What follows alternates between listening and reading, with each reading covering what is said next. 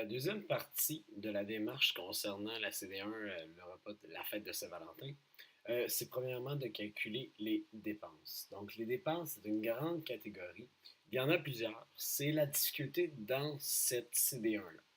Premièrement, il faut calculer les dépenses concernant les fleurs, le chocolat et les bonbons. Parce que les fleurs, le chocolat et les bonbons, premièrement, ce n'est pas le même prix, mais aussi ce n'est pas la même quantité. Parce qu'il y a 5 invités qui veulent des fleurs, 8 invités qui veulent du chocolat et 7 invités qui veulent des bonbons.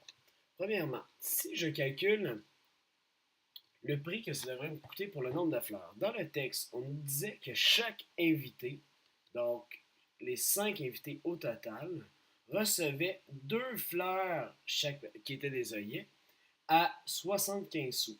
Lorsqu'on calcule 5 fois 2, on obtient 10. Et 10 fois 0,75, même pas besoin de faire une section calcul pour arriver à ça.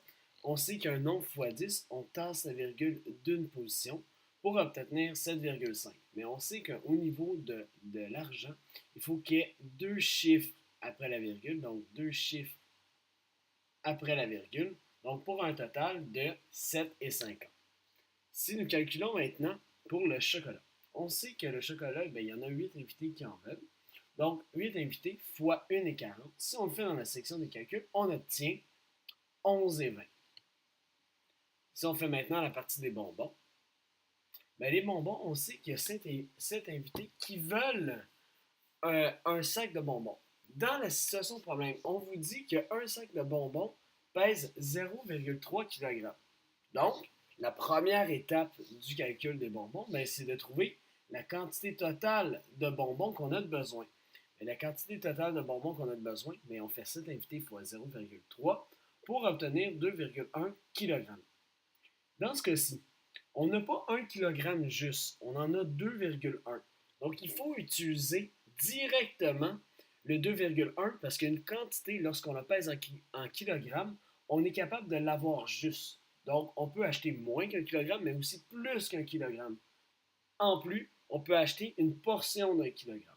En sachant que ici, on a 5 1 kg, on en veut 2,1. Donc, en faisant la méthode des flèches, on va faire de 1 à 2,1 kg, on fait fois 2,1 kg.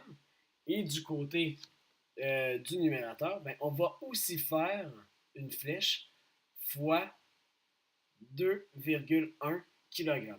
Si on fait 5 fois 2,1, on obtient 10,50 qui est dans le fond le prix qu'on obtient, donc le 10,50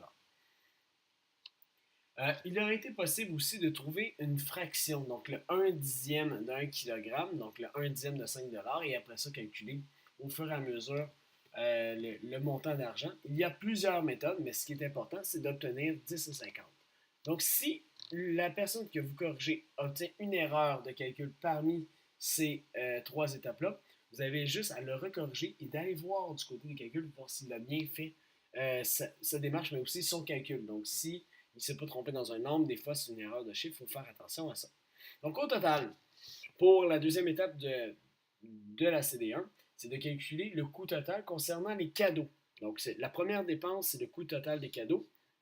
On obtient 7,50 pour les fleurs, 11,20 pour le chocolat et 10,50 pour les bonbons pour un total de 29,20 dollars, bien sûr. Donc, on ajoute toujours le zéro à la fin pour marquer le nombre de dollars.